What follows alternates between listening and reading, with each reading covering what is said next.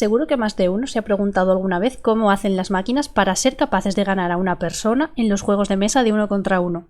Supongamos que estamos jugando al 3 en raya y conseguimos alinear 2 fichas. ¿Cómo sabe la máquina que debe bloquearnos para evitar que ganemos? O en el juego del ajedrez, por ejemplo, ¿cómo es posible calibrar la inteligencia de la máquina en modo fácil o difícil? Vamos a ponernos en el lugar de la máquina.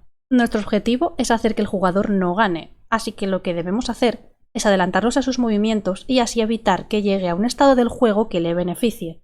Y si además eso nos lleva a ganar, pues mejor todavía. La parte clave para este proceso es determinar cómo de bueno es un tablero para un jugador. Supongamos que somos el jugador naranja en el 3 en raya.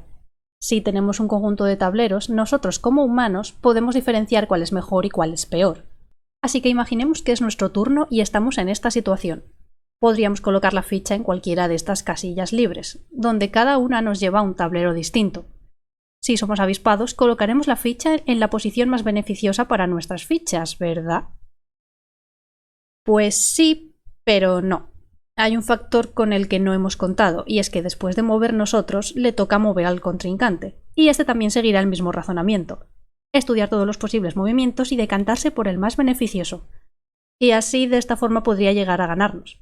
Más de uno se habrá dado cuenta de esto, a pesar de que este tablero es aparentemente mejor para el jugador naranja porque anima la posibilidad de alinear 3 fichas, esta decisión le permite al jugador azul ganarnos la partida en el turno siguiente. Y eso es algo que debemos tener en cuenta antes de tomar una decisión. Vale, esto puede resultar bastante obvio para una persona, pero ¿cómo puede la máquina hacer esto? Pues básicamente aplicando la fuerza bruta y siendo fiel a 2 principios. Debo buscar la jugada que me beneficie, y mi oponente también buscará la jugada que más le beneficie. Con esto en memoria, la máquina simula todos los posibles caminos que puede tomar, y para cada uno de ellos hace otra ramificación con todos los caminos que podría tomar el oponente, y para cada uno de ellos vuelve a ramificar.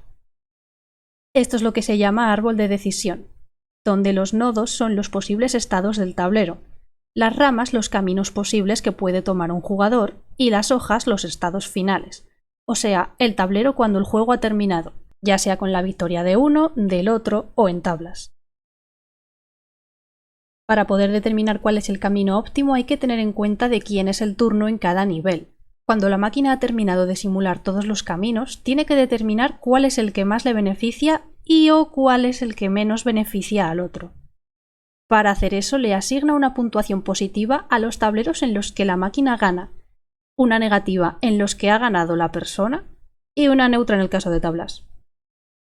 Ahora tiene que saber cuál de las jugadas siguientes tiene más posibilidades de llevarle a un camino más óptimo. Y para ello esta vez tiene que hacer cálculos de abajo hacia arriba. A cada nodo de un nivel superior le asigna un valor que depende de los nodos hijos, y asume que ese camino siempre será el que más beneficia al jugador que le toca mover. Esto se traduce en que en los pisos donde el turno siguiente, o sea, la flecha hacia abajo, haya sido el propio, el valor se toma como el máximo de los valores de los hijos.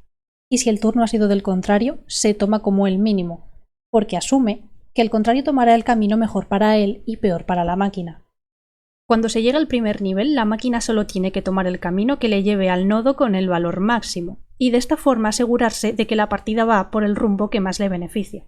En este caso ya se ha encontrado que con un movimiento más, la máquina podría ganar, así que si la búsqueda está bien configurada, en realidad podríamos habernos ahorrado todo el trabajo. Esta técnica se llama poda de ramas y puede llegar a reducir mucho el coste computacional. También es un factor importante el orden en el que se analizan y se expanden los tableros. En este sentido hay 2 técnicas, búsqueda en anchura y búsqueda en profundidad. En la búsqueda en anchura se analizan primero los tableros del mismo nivel y luego se pasa a los niveles inferiores. Y si es en profundidad, primero se expanden y analizan los nodos que partan de la misma rama, y solo cuando se llegue hasta el fondo, o sea, a los nodos hoja, se pasa al siguiente hermano. El determinar cuál es el más eficiente depende del tipo de problema con el que estemos tratando. El juego de las 3 en raya es relativamente sencillo de simular, porque en cada nivel el número de nodos hijos nunca es mayor de 9, y además va descendiendo. Al número de nodos hijos se le llama factor de ramificación, y esto es muy importante para determinar la complejidad de un juego para una máquina. Si va descendiendo, como en este caso, el árbol de decisión converge, Es decir, sí o sí los caminos terminarán en algún momento.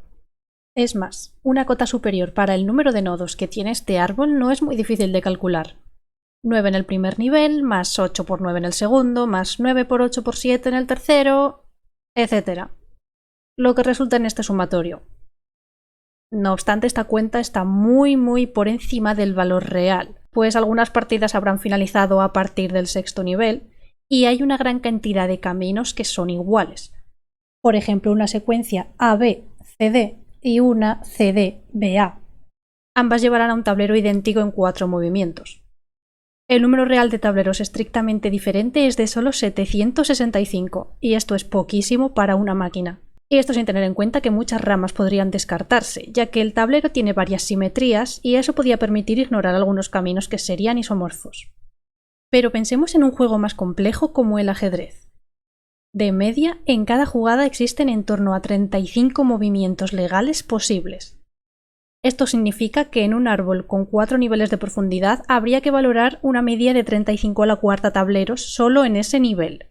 Y por otro lado, el ajedrez es un juego que podría acabar en tablas, es decir, podríamos tener ramas que jamás terminarían. Imagina computar todo eso una vez por jugada, el ordenador echaría chispas. De hecho, el ajedrez es un juego que no está resuelto.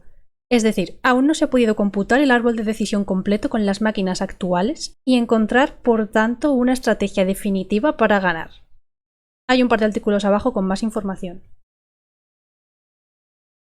En estos casos no queda más remedio que limitar el árbol de decisión a menos niveles y asignar puntuaciones a los tableros que estén en un punto medio, es decir, que no hace falta que haya ganado alguien para determinar cómo de bueno es un tablero. Para esto se usa lo que se llama una función de evaluación heurística. Esto es un algoritmo al cual se le pasan como valor de entrada un tablero y un jugador, y devuelve un número comprendido en un intervalo, como por ejemplo menos 100 y 100, que indica cómo de deseable es el tablero para el jugador dado. Y podríamos hacerla más eficiente si además le indicásemos el turno. En el caso de entres en raya, una posible función de evaluación podría ser asignar un punto por cada 2 fichas propias alineadas con un hueco libre y restar un punto si esto se cumple para el contrario. Pero si además le indicásemos el turno, cambiaría por completo, pues en este caso, si le toca a la máquina, el tablero es buenísimo, pues con un movimiento más el juego está ganado. Pero si le toca a las naranjas, está perdido, pues no se le puede bloquear por 2 sitios a la vez. Y por supuesto, si un tablero es un estado final, se le asigna la puntuación límite. Una función de evaluación será buena si asigna valores altos a tableros buenos y también asigna valores bajos a tableros malos. Una vez hayamos encontrado una buena función, la máquina solo tiene que evaluar los tableros en las hojas del árbol y seguir el mismo proceso de antes. Ir tomando de abajo arriba el valor mínimo si el turno ha sido del contrario y el máximo si el turno es el propio. El nivel de inteligencia que queramos darle a la máquina tiene un precio, pues cuanto más previsora queramos que sea, debemos simular más niveles de profundidad en el árbol. Y esto lleva un coste computacional bastante alto en juegos complejos como el ajedrez o las damas. Si queremos evitar que la máquina reviente haciendo cuentas, no queda más remedio que limitar el número de nodos.